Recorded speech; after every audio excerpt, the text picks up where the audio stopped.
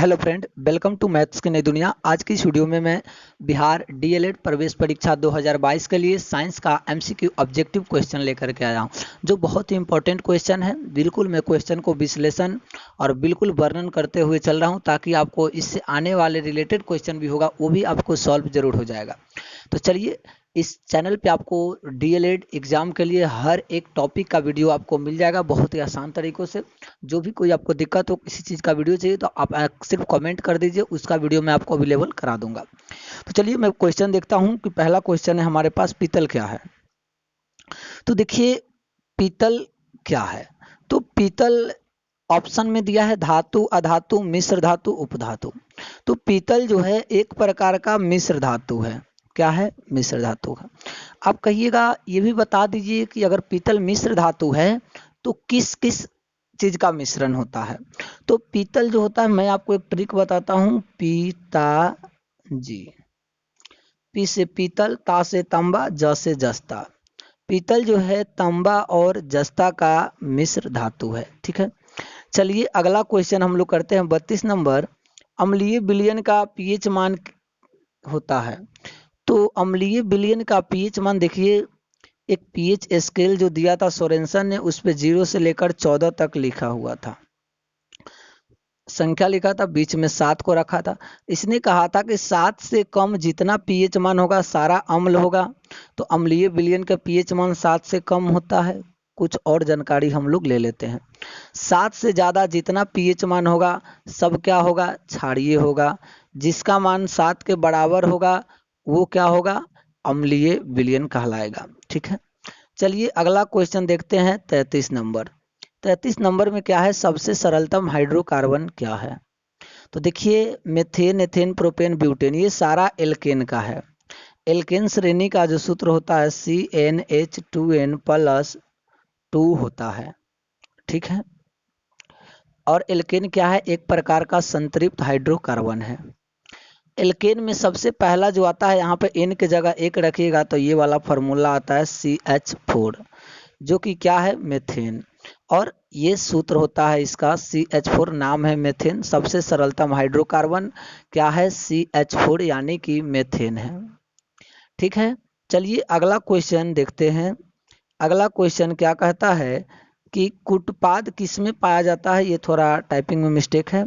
कुटपाद किसमें पाया जाता है? ऑप्शन है पैरामीशियम, यूग्लिना, अमीबा, इनमें से कोई नहीं।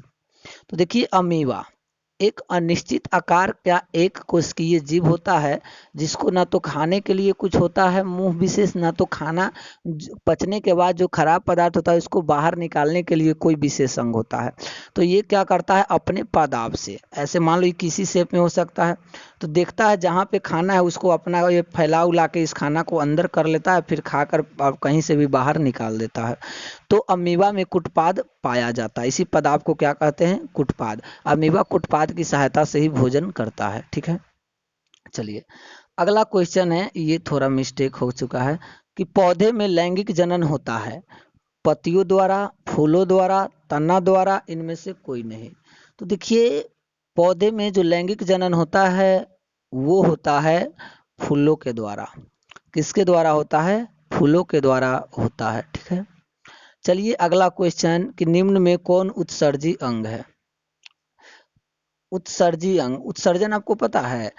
उत्सर्जन होता है शरीर से बाह्य खराब पदार्थों को बाहर निकालने की प्रक्रिया उत्सर्जन कहलाती है। तो वो कौन काम है इसमें? वृक्क है। कौन है? किडनी। वो काम कौन करता है? तो किडनी। चलिए अगला क्वेश्चन है, शुक्राणु बनता है। यहाँ से आपको बहुत इंपॉर्टेंट 2 क्वेश्चन बनता है। शुक्राणु बनता है, तो शुक्राणु कहाँ बनता है? टेस्टिस में। टेस्टिस का हिंदी होता है वृषण में। आपसे एक क्वेश्चन ये भी पूछेगा, क्या हमारी बॉडी का टेम्परेचर बिल्कुल सेम है? जी नहीं, बिल्कुल हमारे बॉडी का टेम्परेचर समान नहीं रहता है, क्योंकि टेस्टिस का टेम्परेचर क्या है? कम होता है, और हमारे बॉडी का टेम्परेचर ज़्यादा होता है। ठीक है, चलिए अगला क्वेश्चन मैं आपको बता रहा हूँ। अगला क्वेश्चन, निम्न में कौन प्राकृतिक संसाधन नहीं है। प्राकृतिक संसाधन का मतलब है कि वैसे संसाधन जिसे प्रकृति ने हमें गिफ्ट में दिया है। तो वायु भी प्रकृति ने दिया है, मृदा भी दिया है, जल भी दिया है, जीवधारी नहीं दिया है। ठीक है, तो ये एक प्रकार का प्राकृतिक संसाधन नहीं है। चलिए अगला क्वेश्चन देखते हैं। इंसुलिन की कमी से होता है। इंसुलिन की कमी से क्या होता है? तो इंसुलिन की कमी से जो होता है वो मधुमेह होता है। क्या होता है?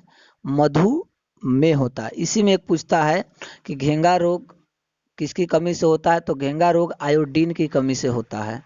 क्या होता है? आयोडीन की कमी से होता है। चलिए और आज का अगला क्वेश्चन है, समतल दर्पण द्वारा बना प्रतिबिंब क्या होता है? तो देखिए समतल दर्पण जो यानी कि जिस आईना में हम अपना फोटो रोज घर में मुंह में ऐनक में झांकते हैं वह तो समतल दर्पण है। तो हमें बना प्रतिबिंब जो होता है उस प्रतिबिंब को, उसकी मैं पहले आपको कुछ विशेषता बताता हूँ।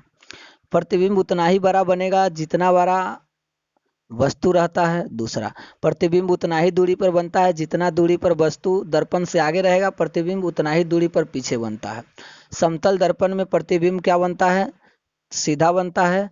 और चौथा में समतल दर्पण में जो प्रतिबिंब बनता है वो काल्पनिक बनता है, मतलब उसको पर्दे पर हम प्राप्त नहीं कर सकते हैं। तो समतल दर्पण में बना प्रतिबिंब क्या होता है? काल्पनिक होता है। तो इस तरीके से हम लोगों ने बिहार DLED 2022 के लिए ये सारे इम्पोर्टेंट क्वेश्चन कर रहे हैं।